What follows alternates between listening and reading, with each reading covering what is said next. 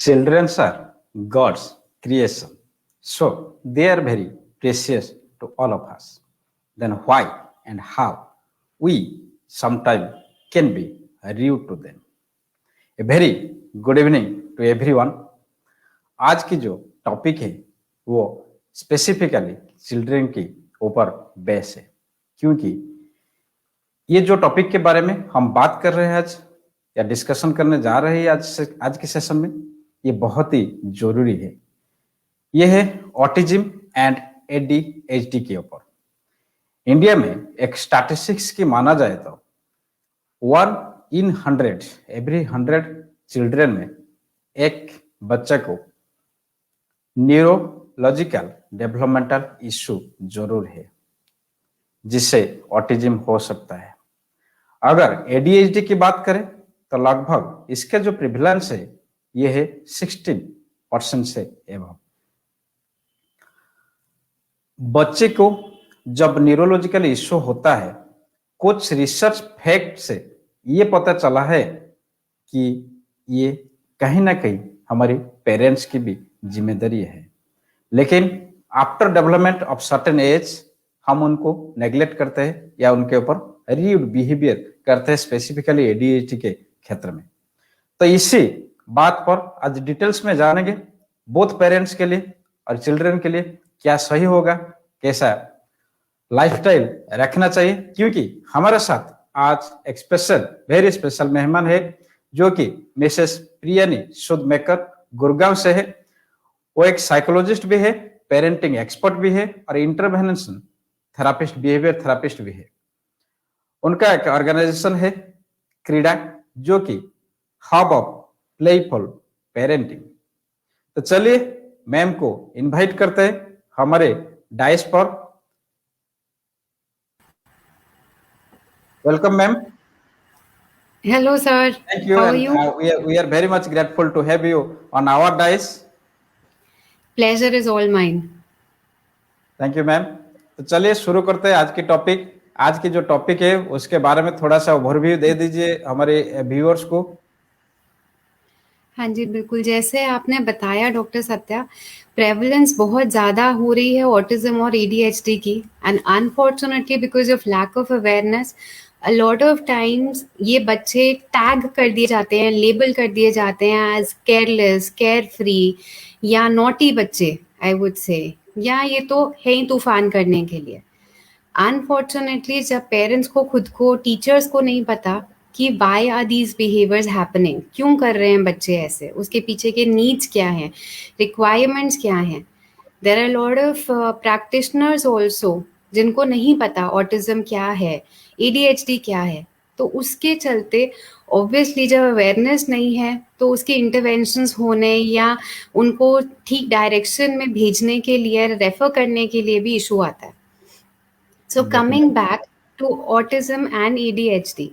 So we at CRIDA do social communication therapy. उससे क्या मतलब होता है? ऑटिज्म खुद में एक डिसऑर्डर है जिसको हम बोलते हैं सोशल कम्युनिकेशन डिसऑर्डर। बहुत बारी ये सुनने में आता है autism, I am sorry to use this word, but बहुत बारी लोग बोलते हैं कि पागल है क्या। Autism has nothing to do with mental retardation, may not have, comorbid हो सकता है कि हाँ साथ में इंटेलेक्चुअल डिफिकल्टीज है, बट बहुत केसेस में इंटेलेक्चुअल डिफिकल्टीज हो ये जरूरी नहीं होता, स्पीच डेफिसिट्स हो ये जरूरी नहीं होता। ऑटिज्म क्या है? सोशल कम्युनिकेशन डिसऑर्डर है।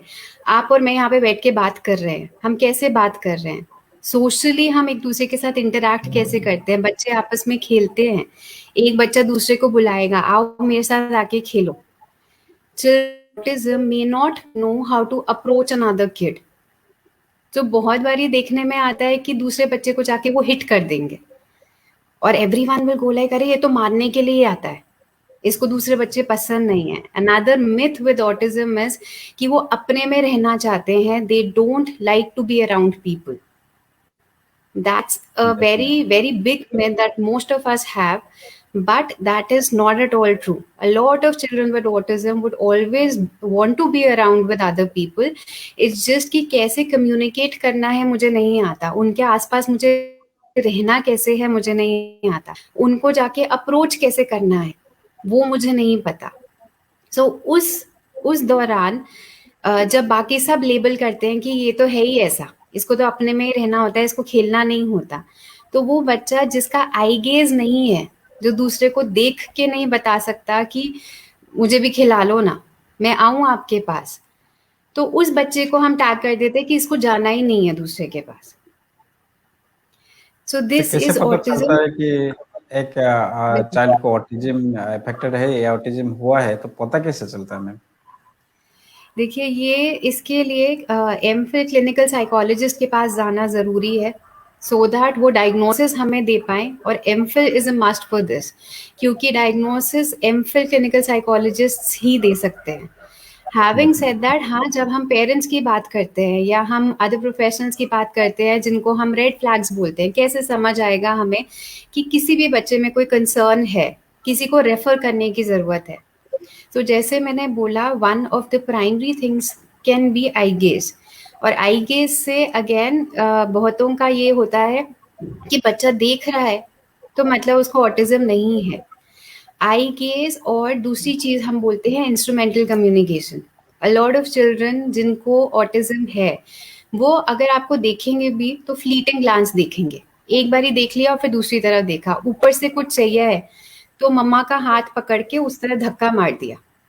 सो हम जिसको बोलते हैं 2-3 पॉइंट कम्युनिकेशन, हम क्या करते हैं, मैंने आपको देखा, मैंने दूसरी चीज देखी कि वो चाहिए, फिर मैं आपको वापस देखती हूँ। बट ऑटिज्म में बच्चे ज्यादातर क्या करेंगे, जो भी है उसका हैंड पकड़ेंगे और उधर की तरह धक्का मार देंगे और ऊपर देखते रहेंगे। सो आई गेज और joint attention, joint attention something जिसको हम बोलते हैं कि आप और मैं आपस में कम्युनिकेशन जब करते हैं, हम किसी एक टॉपिक पे बात कर रहे हैं या हम किसी एक चीज को रेफर कर रहे हैं, तो मैं आपको दिखाऊंगी, देखो वो जा रहा है, तो मैं पॉइंट करूंगी, मेरे आई गेज से आपको समझ आएगा कि हम किसकी बात कर रहे हैं। बहुत छोटा सा एग्जाम्पल अगर हम लें कि अगर एक माँ अपने बच्चे को सिखा रही है रेड बॉल, तो वो पॉइंट करके दिखाती हैं। अगर ऑटिज्म है तो हाई प्रोबेबिलिटी है कि बच्चा पॉइंट फॉलोइंग फॉलो नहीं करेगा। Also again coming back to the point कि बहुत बारी पेरेंट्स मेरे पास आते हैं कि नहीं मैम पॉइंट फॉलो तो कर लेता है, मैं उसको बताऊंगी रेड बॉल तो वो रेड बॉल दे देगा। क्वेश्चन उसके बाद जो हमारे पास आता है वो ये है कि आप ये सोच के देखिए कि आपको पॉइंट को वो फॉलो करता है या आप जो मुंह से बोल रहे हैं रेड बॉल, वो उसको फॉलो कर रहा है। हो सकता है इन ऑल दिस टाइम उसने पिकअप कर लिया कि इसको रेड बॉल बोलते हैं, मम्मा ने रेड बॉल बोला मैंने दे दिया, बट पॉइंट को अगर आपने वो दे दो, या इशारों में हम कई बार बोलते हैं तो बच्चे समझ जाते हैं कि मम्मा ने बोला कि नहीं नहीं करना। But children with autism have difficulty in understanding non verbal communication. आपके एक्सप्रेशन जो रीडिंग बिटवीन द लाइंस हम बोलते हैं कि मम्मी ने बोला कर ले और कर ले, so this child may not interpret this as sarcasm, this child will actually go and do that कि मम्मा ने बोला तो था कर ले।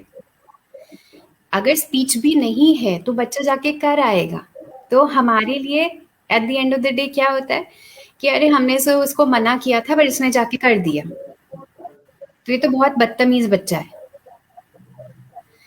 सो आई गेज हम जिसकी बात करते हैं, हम नॉन वर्बल कम्युनिकेशन की बात करते हैं, हम प्ले स्किल्स बहुत ज़्यादा इफेक्ट होते हैं ऑटिज्म में। जब बच्चा खेल रहा है वो एक ही वे में खेलता चला जा रहा है, उसको वेरिएशंस खुद से करने नहीं आते। अगर हम बात करें ब्लॉक्स की, तो मम्मी ने एक दिन बना के बताया कि इसको हम बोलते हैं सोफा, तो अब मैं जब ब्लॉक करता हूँ मुझे यही ग्रीन, यही येलो और यही सिल्वर ग्रे कलर चाहिए है, और हर बारी मैं बोलूंगा सोफा, और मैं कोई इसमें रेंज नहीं लूंगा, कोई वेरिएशन नहीं लूंगा। अगर कोई और इस पे आके लगाना चाहे तो मैं उसको हटा दूंगा कि नहीं sofa. So autism is also, we also talk about restricted range of interests, restricted range of topics. कई बारी देखने में आता है कि बहुत फोकस इंटरेस्ट होता है किसी चीज पे। एक बच्चा है जो कार की ही बारे में हमेशा बात करता है, आप उसके घर जाएंगे वो कार की कीज आपसे ले लेगा, हर चीज कार के आगे पीछे होएगी। कार के अलावा कोई आप इंटरैक्शन करेंगे उसको उसमें मजा ही नहीं आता। सो बिहेवियर भी वहीं से शुरू होते हैं और लैक ऑफ इंटरैक्शन भी वहीं है। अगर बात करनी है तो कार्स की बात करो, नहीं तो और किसी की बात मत करो। So autism is also about restricted range of interest. बहुत बारी ऑटिज्म में हमें साथ में देखने में आती हैं सेंसरी नीड्स, जिनको हम बोलते हैं हाइपर सेंसिटिव या हाइपर सेंसिटिव। बहुत बारी सेंसरी इंटीग्रेशन इश्यूज होते हैं। अगर मैं कॉमन मैन की लैंग्वेज में बोलूँ, बच्चे बहुत बारी दिखेंगे आपको कोई एक्शन करते हुए। सो फॉर एग्जाम्पल कोई बच्चा आपको दिख रहा है, ठक ठक ठक ठक ठक बैडमिंटन का रैकेट लिया और लगा है करने, ठक ठक ठक ठक ठक ठक ठक ठक ठक, और सडनली हमें लगेगा कि यार कितने बिहेवियर्स हैं इसके, राइट? और उसके बाद वो करता चला जा रहा है, करता चला जा रहा है। आप कुछ भी उसको इधर उधर डिस्ट्रैक्ट करने की कोशिश करें, वो नहीं हो रहा, उसी में लगा हुआ है। अगर बैडमिंटन का रैकेट नहीं है तो घर की कर्ची उठा ली, घर की कर्ची नहीं तो कोई और ऐसे लंबी सी स्टिक उठा ली, जिससे वो यही एक्शन अलग अलग चीजों में करता चला जा रहा है। सो उससे हमें क्या देखने में आता है कि हो सकता है this is something might be, या तो वो साउंड के लिए कर रहा है, या something called as the proprioceptive need, जो मतलब होता है जॉइंट मूवमेंट का। ये ऑक्यूपेशनल थेरेपिस्ट ज़्यादा बेटर बता पाते हैं, बट हाँ, जब हम बिहेवियर की बात करते हैं, सो सबसे पहले बच्चे की क्या सेंसरी कोई कंसर्न्स है या नहीं है, कोई ऑक्यूपेशनल थेरेपी चल रही है तो उसमें क्या प्रोटोकॉल्स फॉलो हो रहे हैं। जब as a behaviour intervention therapist हमें वो समझ आता है, तो हमें ये भी समझ आता है कि फिर जब सेंसरी इंटीग्रेशन थेरेपी तो चल रही है, बट उसको खेलना तो सिखाना है, उसको प्ले करना तो सिखाना है। जब उसकी अगर ये सेंसरी नीड्स भी खत्म हो गई, पर बच्चे का कोई आगे कंस्ट्रक्टिव वे ऑफ यूटिलाइजेशन नहीं है, कोई कंस्ट्रक्टिव वे ऑफ प्ले नहीं है, तो वो यही चीज बार बार भी करेगा। So what do we do then? So we give them a better alternative, we give them a meaningful alternative. वो क्या हो सकता है? So any toy which would have a movement like this, probably a toy like this, जिसमें ये frogs हैं, और so this is something meaningful, something appropriate। कहीं बाहर भी जाके बच्चा करेगा तो दूसरे किसी को प्रॉब्लम नहीं होगी। तो जहां पे भी बच्चा ये कर रहा है, मम्मा ने जाके ऐसा कोई टॉय पकड़ा दिया, तो दूसरे लोगों को भी नहीं समझ आएगा कि कोई इशू है। सो ओवरऑल जब हम बात करते हैं ऑटिज्म की, स्पीच हो भी सकती है, स्पीच नहीं भी हो सकती है। One of the red flags in autism could be an issue with the speech और could be delayed speech as well.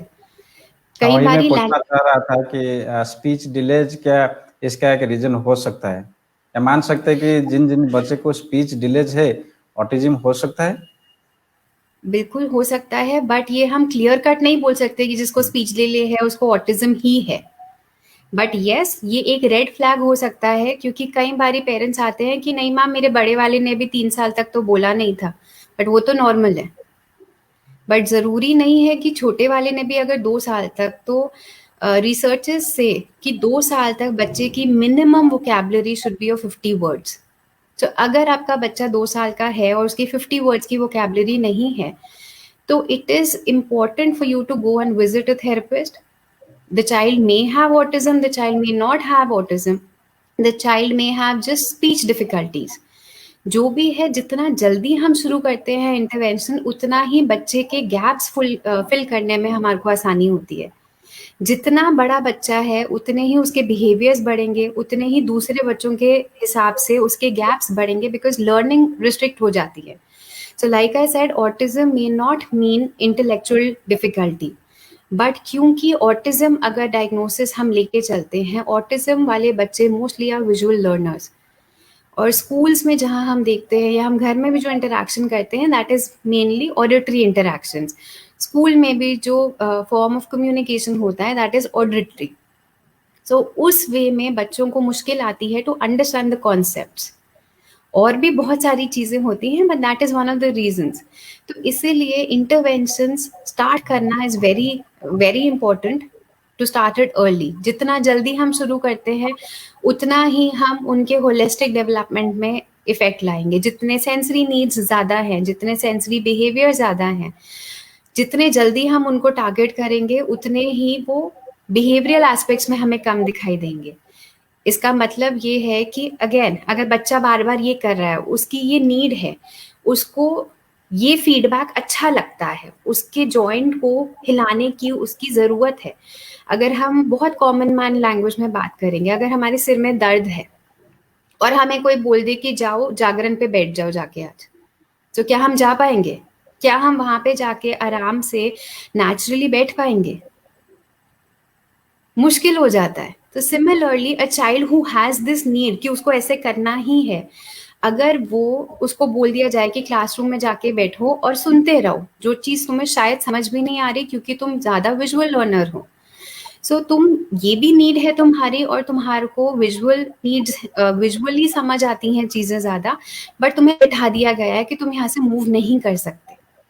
Also the fact when we talk about autism and it is a social communication disorder, the child may have difficulty to go and tell the teacher, ma'am मुझे समझ नहीं आ रहा, please मेरी help कर दो। They may be bright in terms of academics, अगर आप उनको दिखाएंगे they may say this is green, if you show them this they will say this is a yellow car, but मुझे येलो कार चाहिए, this is social communication, मैं interact कर रही हूँ आपसे, प्लीज दे दो ना, मुझे चाहिए येलो कार दे दो, नहीं ये नहीं दूसरी वाली दे दो। सो ये interaction is something which is missing in autism. Speech हो नहीं हो, अगर किसी बच्चे को स्पीच नहीं है और ऑटिज्म नहीं है तो वो कैसे मांगेगा? मुंह से नहीं बोलेगा बट इशारों में बोलेगा। A child with autism may have words but still may not be able to communicate. पता है इसको बॉटल बोलते हैं, पर मुझे पानी चाहिए, मुझे प्यास लगी है, मैं नहीं बोल पाऊंगा। बोल भी पाया। So it is a range, that is why autism को एक्सप्लेन करना थोड़ा डिफिकल्ट इसलिए भी हो जाता है because it is a range. No two children with autism will show similar kind of manifestations in them, क्योंकि that is why it is called ASD, autism spectrum disorder, because it's a spectrum, it's a range कि हर बच्चे को, चाहे कोई mild, सारे बच्चे अगर 4 बच्चे हम ले लें जिनको माइल्ड ऑटिज्म है, एक के सिम्टम्स दूसरे के सिम्टम्स से मैच नहीं करेंगे। सो यस, 2-3 चीजें जो हमारे को बहुत प्राइमरीली समझनी है, अगर आई गेज नहीं है बच्चे का, या बहुत मतलब एक चीज जो आपको बहुत अपने अंदर ले लेनी है एज अ पेरेंट, मुश्किल है ये समझना, या मुश्किल है ये जानना, या मुश्किल है ये एक्सेप्ट करना कि मेरे बच्चे को डिफिकल्टी है, पर जब आप अपने बच्चे को दूसरे बच्चे से कंपेयर करेंगे, इफ यू थिंक कि हाँ ठीक है 19-20 है इसमें फर्क, तो ठीक है, बट अगर आपको पता है कि नहीं ये आई गेस तो देता है बट वैसा नहीं देता जैसे बड़ा भाई देता था, सो फिर आपको और भी चीजें आपको समझनी है। स्पीच तो है बट वैसे नहीं आ रही है जैसे बड़े भाई के साथ आ रही थी। प्ले स्किल्स कर लेता है, क्या करता है प्ले में? ब्लॉक्स बनाता है। Another myth in autism is कि बच्चा टायर को देखता है। इट इज नॉट नेसेसरी कि बच्चा हमेशा टायर को देखे, और जो बच्चा टायर को नहीं देखता उसको ऑटिज्म नहीं है। Again it is the restricted range of interest that the child may have, कि मैं अगर मैं खेलता कितने एज के अंदर हमको सतर्क रहना चाहिए या सतर्क हो जाना चाहिए कि हो सकता है कुछ प्रॉब्लम? देखिए, जब पीडियाट्रिशियंस के पास जाते हैं तो जो पीडियाट्रिशियंस थोड़े लर्नड हैं, जो मेंटल हेल्थ को भी फॉलो करते हैं, वो कहीं ना कहीं आपको बता देंगे कि आपको कंसल्ट कर लेना चाहिए। दूसरी चीज, स्पीच, डेफिनेटली अगर स्पीच में डिले है तो डेफिनेटली आपको कंसल्ट कर लेना चाहिए। स्पीच अगर जनरली बच्चे बोलना शुरू हो जाते हैं, बैबलिंग जिसको हम बोलते हैं, आ बा बा बा मा 6 महीने, 8 महीने, 10 महीने के साल वाले बच्चे प्रॉपर वर्ड्स में बोलना शुरू कर देते हैं। बट अगर आपने जब 6 महीने का बच्चा आप देखोगे, अगर उसके हाथ में स्पून भी पकड़ा दिया है, वो स्पून से कुछ भी कर रहा है, आवाजें निकालता है जनरली। इनको फन साउंड्स भी बोलते हैं। आप किसी भी बच्चे को देखिए, 4 साल का भी हो, 5 साल का भी हो, चाहे 1 साल का बच्चा हो, अगर वो खेल रहा है, भाग रहा है, घूम रहा है, तो जनरली वो साथ में आवाजें भी निकालेगा। अगर वो कार चला रहा था, ठुम, ये गया गया गया गया फट। इनको हम बोलते हैं fun sounds. Again when we talk about autism, most of the times these fun sounds are not there. Language भी होती है तो वो स्क्रिप्ट्स में होती है। Mama please give me water, papa has come home. So अगर उनकी लैंग्वेज भी है तो वो बहुत एक स्क्रिप्ट की जैसे होती है। जैसे हम मूवी में डायलॉग्स सुनते हैं, वो हर बारी सेम होते हैं सेम सिचुएशन में, वैसे ही उनकी एक स्क्रिप्ट होती है कि इस सिचुएशन में ये ही सेंटेंस मैं ऐसे ही बोलता हूँ। सो ये सारे साइंस एंड सिम्टम्स है जिनसे हमें सतर्क हो जाना चाहिए कि हमें एक रेफरेंस की ज़रूरत है, हमें एक कंसल्टेशन की ज़रूरत है और हमें किसी प्रैक्टिशनर के पास जाने की ज़रूरत है। जरूर, unfortunately definitely. Even people working in the field, क्योंकि ऑटिज्म इतना बड़ा रेंज है कि कई बारी समझ ही नहीं आता। अ lot of people from the field also might and up saying कि कुछ तो इशू है बट ऑटिज्म नहीं है। Only people equipped or specialized in autism a lot of times only they can identify कि हाँ रेड फ्लैग्स हैं और ये ऑटिज्म की तरफ ही डायरेक्ट कर रहे हैं।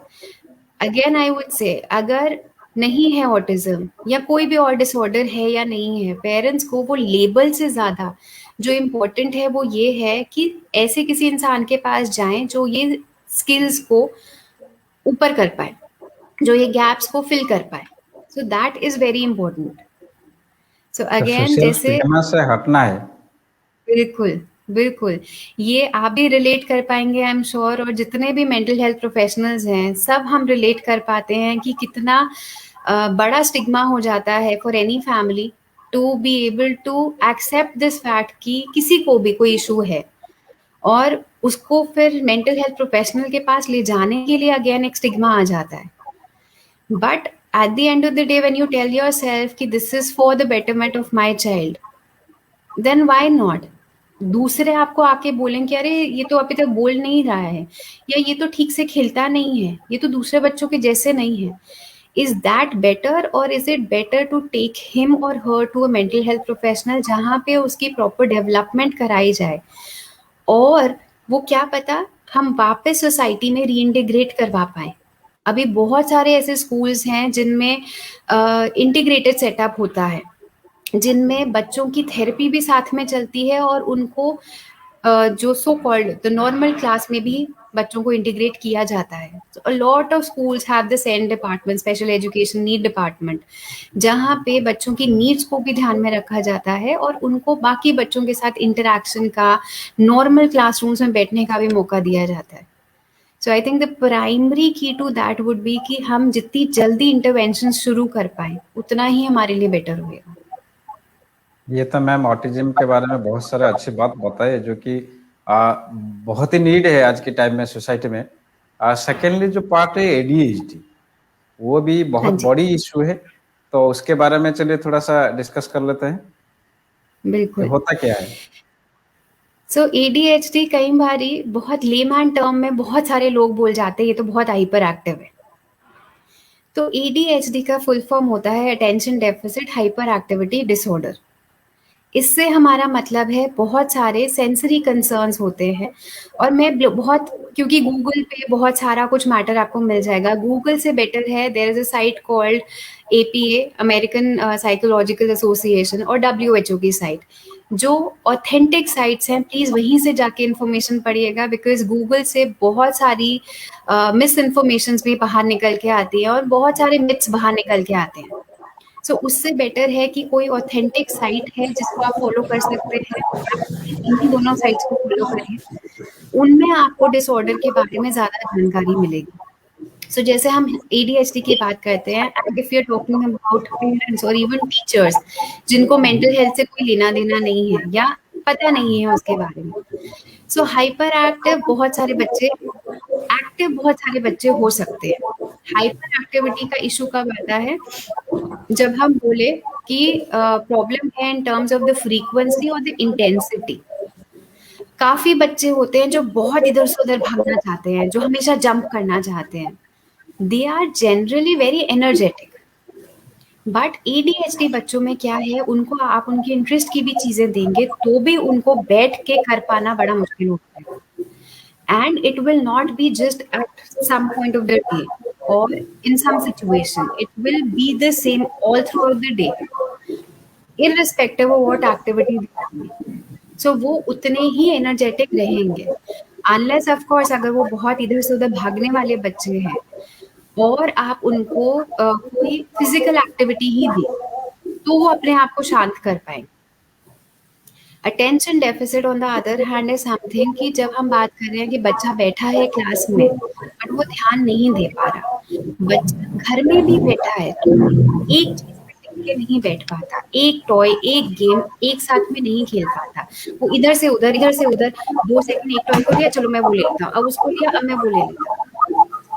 When we are talking about studies तो बहुत सारे बच्चे देखने में आएंगे कि पढ़ाई के सामने जैसे इसको बिठाओ तो उसको पढ़ना नहीं होता, तब ध्यान भाग जाता है। A child with ADHD, on the other hand, may not even sit with toys at one go. वो हर टॉय को 2-2, 4-4, 6 सेकंड खेलेगा, छोड़ेगा आगे जाएगा, छोड़ेगा आगे जाएगा। So that is the main difference between a child who is active and a child who is hyperactive. So again, for children like these, एक तो रेफरल देना जरूरी है किसी मेंटल हेल्थ प्रोफेशनल के लिए। बहुत बारी एडीएचडी में देखा जाता है मेडिकेशन से बच्चे शांत होते हैं। ऑल्सो द फैक्ट कि उनको कुछ भी जो शुगर रश रश हम बोलते हैं, बहुत मीठा जब बच्चों को दिया जाता है, उनके भी जब एडीएचडी है बच्चे को और ज्यादा मीठा खिलाया जाता है तो उनकी एनर्जी ज्यादा बढ़ जाती है। Occupational therapy, very important for a child with ADHD or even a child with autism जिसको sensory concerns हैं।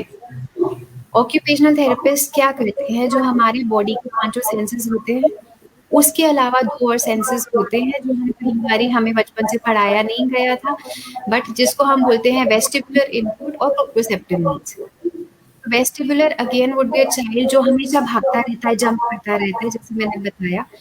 ये सारी नीड्स अगर बच्चे की बहुत हाई है और वो कहीं पर भी नहीं बैठ पाता है, respective of the activity that he is doing, पूरे दिन में वो करता रहता है, सो हमें रेफरेंस के लिए ऑक्यूपेशनल थेरेपिस्ट के पास, साइकाइट्रिस्ट के पास या क्लिनिकल साइकोलॉजिस्ट के पास जाना जरूरी है। वहां से हमें समझ आता है कि बच्चे की नीड्स है कि नहीं है। और अगर ऑक्यूपेशनल थेरेपी सारे सेंसेस को इंटीग्रेट कर पाए, क्योंकि इसमें क्या होता है, कई बारी जो सारे सेंसेस है वो अलग अलग अलग अलग अलग अलग काम कर रहे हैं। तो एक अगर मैं एग्जांपल देती हूँ, जैसे मैंने आपको स्टार्टिंग में बताया, और ये ट्रू हो सकता है कि एडीएचडी के बच्चे के साथ भी, और सम चाइल्ड जिसको सेंसरी इशू भी हो, कि अगर उसने हिट किया तो अगेन उसको शायद ये नीड थी तो उसने हिट कर दिया जाके, या उसको वो फीडबैक ही नहीं मिला। हम टच करते हैं, हमारे माइंड को इंफॉर्मेशन पहुंच जाती है कि एक ऑब्जेक्ट तक हम पहुंच गए, हमने उसको टच कर लिया। A child who has a sensory integration difficulty, अगर उसने टच जब तक ऐसे नहीं किया, कैन यू सी इट, अगर उसने ऐसे करके टच नहीं किया तो उसको फीडबैक ही नहीं ब्रेन को पहुंचेगा कि उसने टच भी कर दिया। अपने हिसाब से उसने किसी को ऐसे ही टच किया है, बट दूसरे बच्चे को फील क्या होगा, अरे क्या कर रहे हो, कुछ क्यों कर रहे हो। So again that label starts coming in कि ये तो धक्का ही मारता है हमेशा। But a child who has a sensory difficulty may not really want to push you, but उसको जब तक फीडबैक ही ब्रेन में नहीं पहुंच रहा है, वो अपने हिसाब से तो आपको टच ही कर रहा है कि आओ मेरे साथ खेलो, बट वो परसीव दूसरे को तो प्रॉपर ही होएगा कि उसको तो धक्का ही लगेगा अपने आप। So I hope that answers your question as well. हाँ डेफिनेटली मैम। मैम कई बार ये होता है कि जो एडीएचडी होता है, जैसे कि एक जगह टिक के नहीं बैठते या एक चीज में उनका ध्यान भटकता रहता है, हर चीज जो लोग क्लास में हो या कहीं फ्रेंड सर्कल में खेल रहे तो उनका जो अटेंशन नहीं रहता है, तो कई बार पेरेंट्स लोग का ये परसेप्शन हो जाता है कि वो ज्यादा बदमाश हो रहा है या ज्यादा जानबूझ के ऐसे कर रहा है। ये परसेप्शन बहुत बार कंप्लेन में आता है पेरेंट्स लोग का, इसके लिए कुछ टिप्स? बिल्कुल। सो एज आई सेड, अगर आपका बच्चा कहीं पर भी नहीं बैठ रहा, किसी भी एक्टिविटी में नहीं बैठ रहा, कहीं पर भी उसका ध्यान नहीं है, सो फॉर एग्जाम्पल अगर वो गेम खेल रहा है और ध्यान है, मैम आपकी आपके तरफ से थोड़ा सा रिसाउंड हो रहा है। अब ठीक है? हाँ ठीक है, साउंड ठीक आ रहा है, लेकिन जब बात करें तो थोड़ा रिसाउंड हो रहा है। चलिए बताइए, देखते हैं। अभी भी वैसे आ रहा है? नहीं, अभी ठीक है, क्लियर है। Okay. So like I said, जो फ्रीक्वेंसी होती है और जो इंटेंसिटी होती है, हमें उस पर ध्यान देना होता है। अगर बच्चा उसके फेवरेट एक्टिविटीज में या कोई और एक्टिविटीज, कोई प्ले या कोई गेम हम खिला रहे हैं, उसमें भी कंसंट्रेट नहीं कर पा रहा है, एक जगह टिक के नहीं बैठ पा रहा है, कोई भी एक्टिविटी में नहीं कर पा रहा, तो that could be a cause of concern. Another thing, a child जिसको एडीएचडी नहीं है और वो एक्टिव है, तो अगर आप उसको दिन में बहुत दौड़ाएंगे, भगाएंगे, and this is because we do even workshops for children without special needs.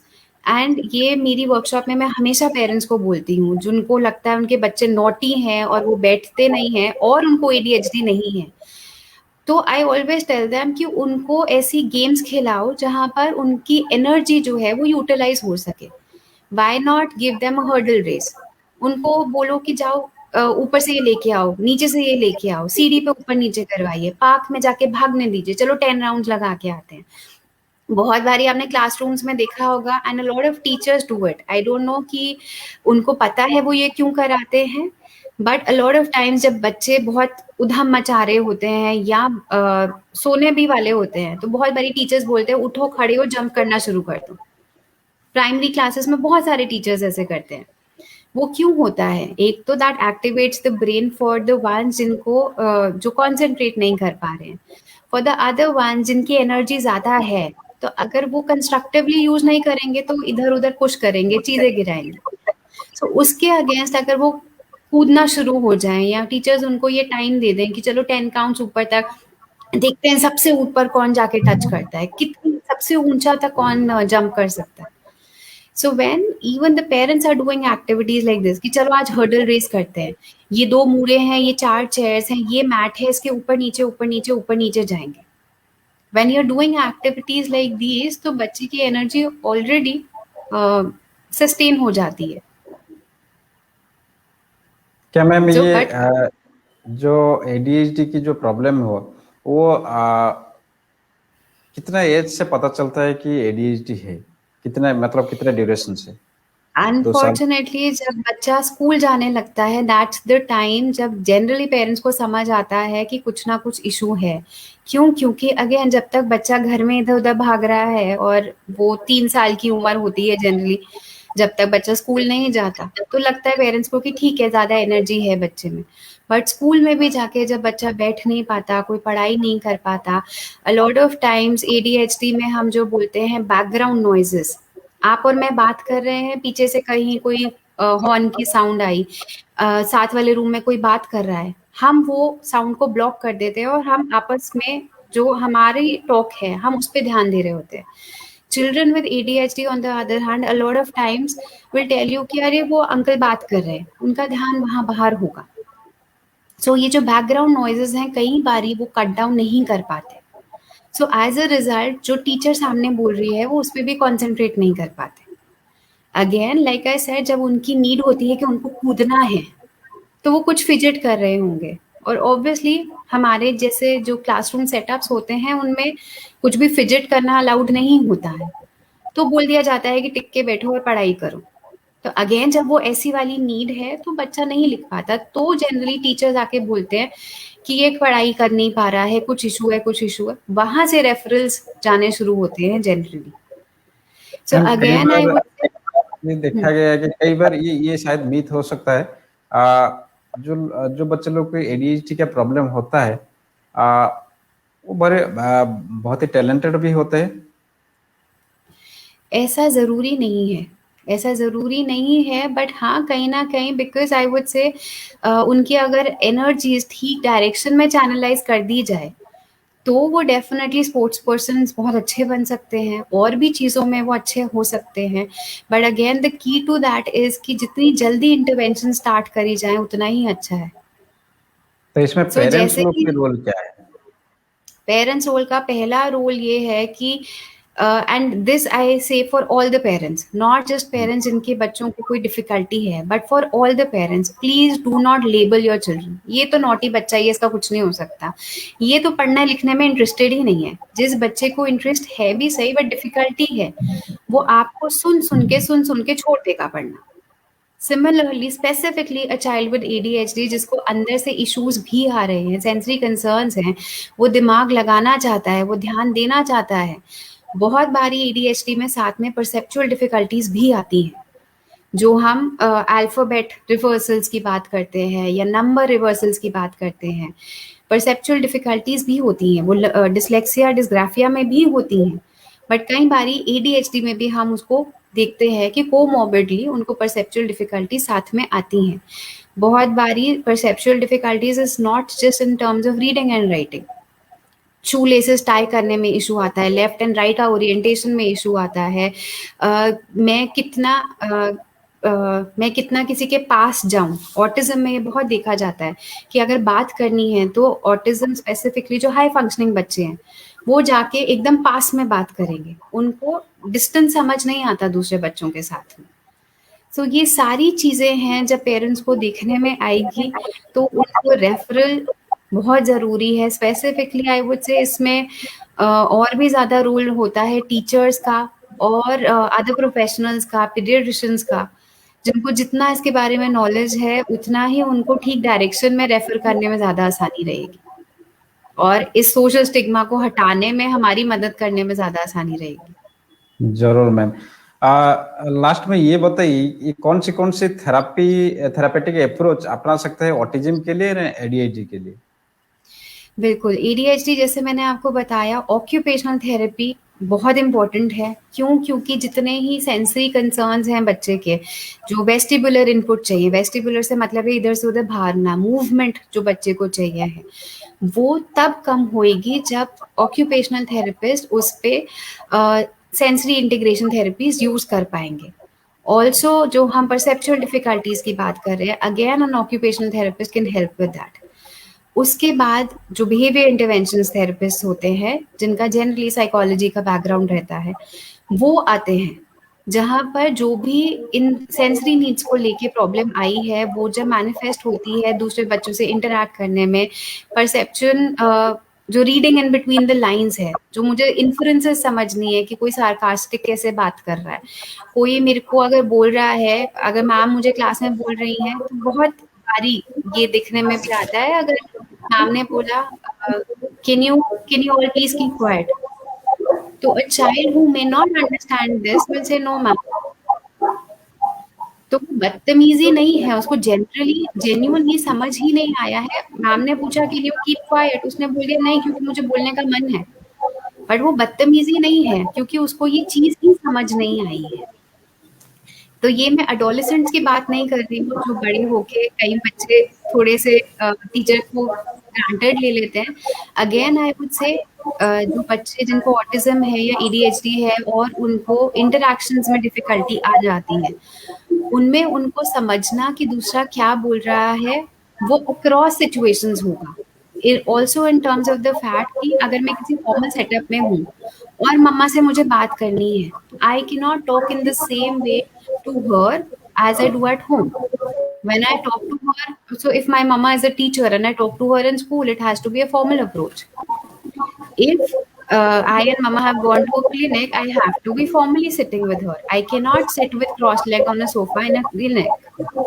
So ये बच्चों को ये सारी डिफिकल्टीज भी आती है और नहीं समझ आता है कि हम अपने आप को सोसाइटी में कैरी कैसे करें, सोसाइटी के नॉर्म्स क्या है, रूल्स क्या है, कैसे बोलना है, कैसे बात करनी है। सो दे मे नॉट बी द बदतमीज children, but they may not generally understand कि क्या मतलब है। So for an example that I can give you, a child who used to come to me, ADHD उसको diagnosed था and perceptions इतनी कई बारी फॉल्टी हो जाती हैं कि वो थेरेपी के लिए आता था तो थेरेपी बॉल होती है, आपने कहीं आई थिंक फिजियोथेरेपी भी जो लोग कराते हैं या जिम में जाते हैं जिसको जिम बॉल भी बोलते हैं, तो वो जिम बॉल जब हम सेशन कर रहे थे साथ वाले रूम में जिम बॉल आके डोर पे बैंग हुई, वो घूमा और उसने मुझे बोला he started shouting, and I asked him, "क्या हो गया?" He said, "Who the hell is banging on that door? I don't want this person to bang on the door." And for a second, I was taken aback. कि हुआ क्या था? Then I had to explain it to him. What do you think happened just now? So he turned around and he told me someone was banging at the door and he is disturbing my session. So I had to ask him. Then we had to go to the other room. We had to show it to him. Ki this was it this sound? He said yes. Do you think someone was banging the door, or do you think it is the sound of a huge ball that was on the door?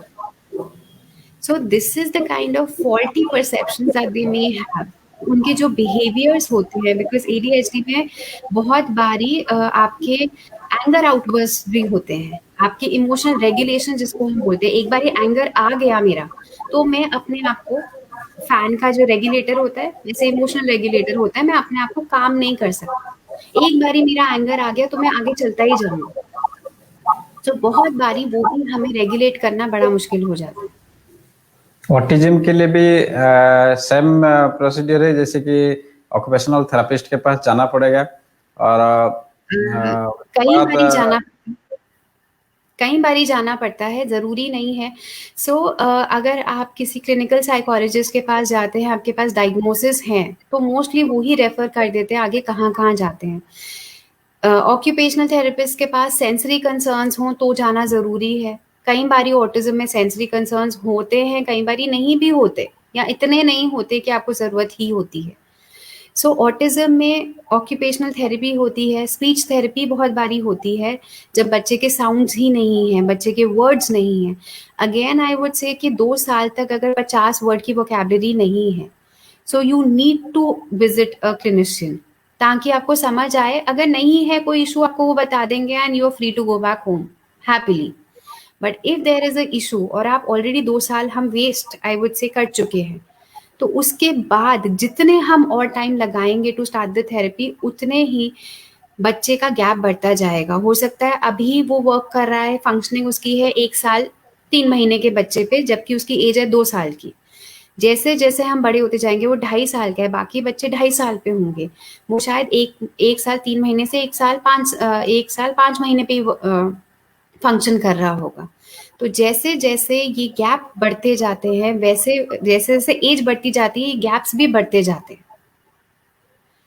तो इसीलिए intervention at the right time is very important. Clinical psychologist, occupational therapist, speech therapist, special educators, बहुत बारी special educators भी help करते हैं।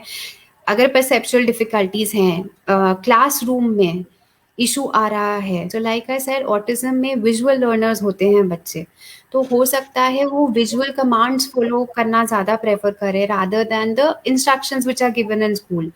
Broadcasted information जिसको हम बोलते हैं, कि टीचर ने बोला everyone take out your notebooks and turn to page number 45। Children with autism may not be able to do that, because जब बोलते हैं एवरीवन, तो they don't understand what is everyone. But फिर जैसे उस बच्चे को बोला जाता है XYZ बुक निकालो, हो सकता है वो उस टाइम पे बुक निकाल ले।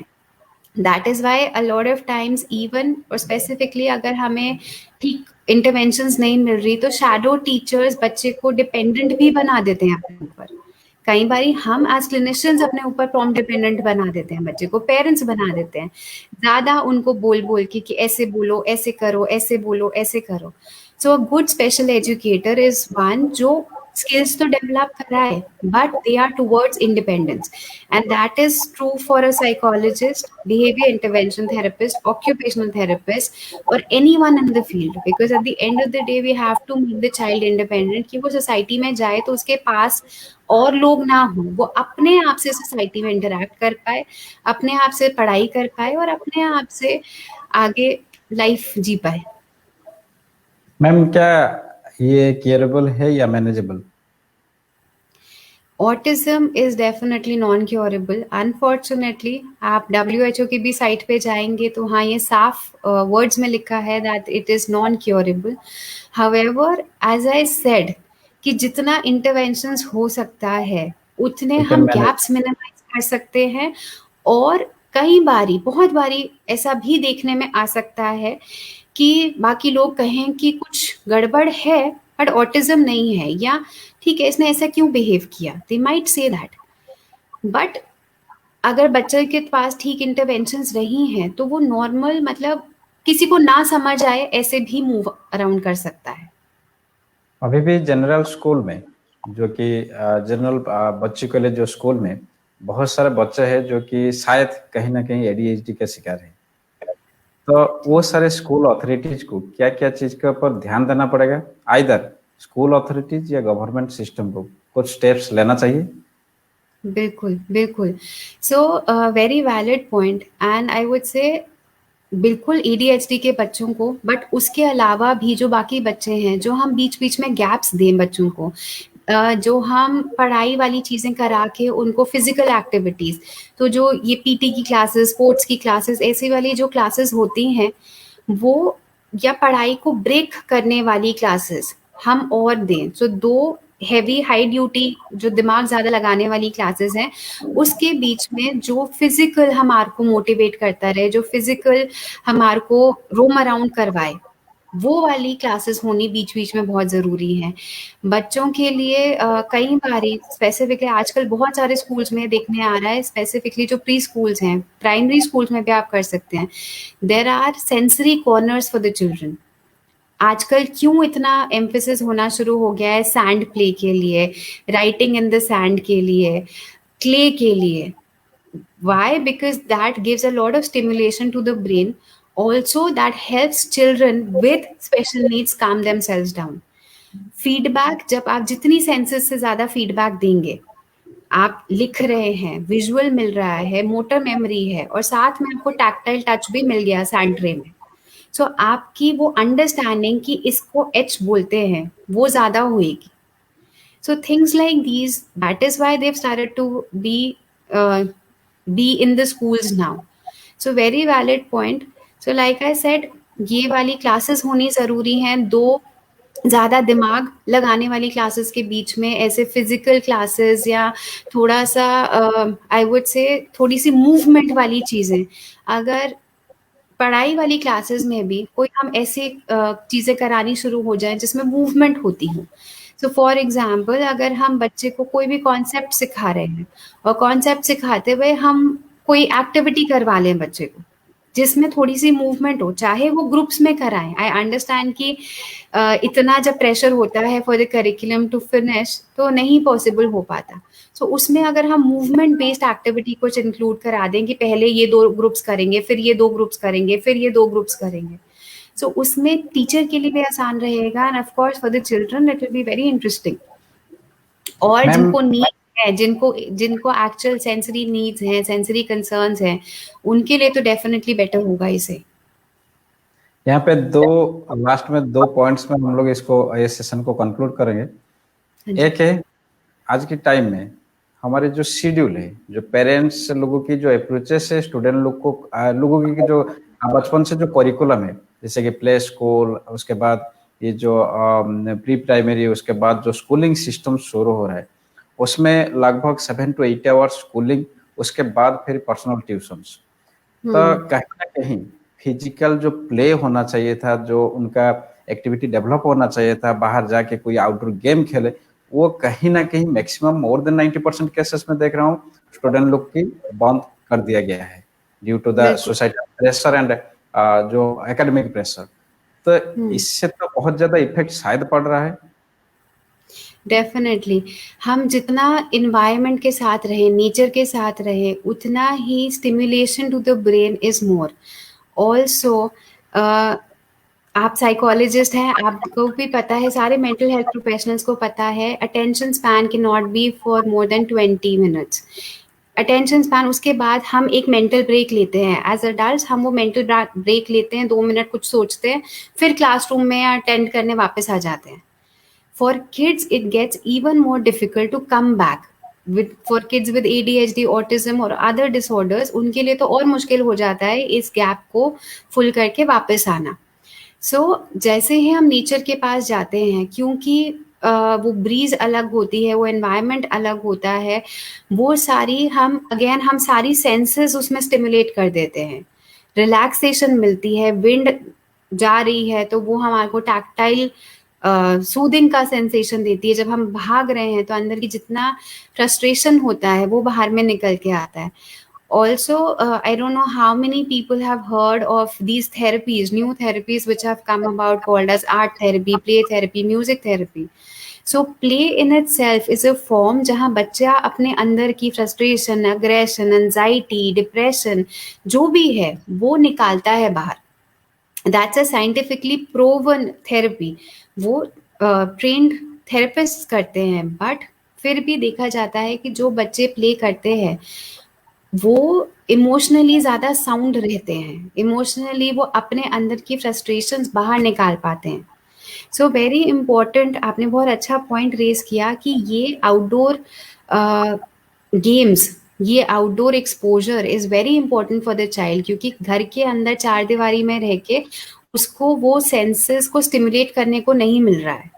तो जब वो स्टिमुलेट नहीं कर पा रहा है, उसका दिमाग शट हो रहा है, उसके सेंसेस वर्क नहीं कर रहे हैं, तो वो कंस्ट्रक्टिव वर्क नहीं ही करेगा, वो डिस्ट्रक्शन में ही जाएगा। जब अंदर इतना तूफान है तो वो चीजें तोड़ेगा फोड़ेगा ही। सो इफ और एक नथिंग एल्स, मतलब और अगर आपको ये है कि कितना पढ़ाई करा उसने, कितने घंटे की पढ़ाई करी, सो आप जितना भी उसको फोर्स कर लें वो और अंदर अपने दिमाग के नहीं डाल पाएगा जब तक उसको एक ब्रेक नहीं मिलेगा। ब्रेक करके, बट हाँ, you have to have a schedule कि इतने से इतने बजे का तुम्हारा टाइम है जहां तुम बाहर जा सको।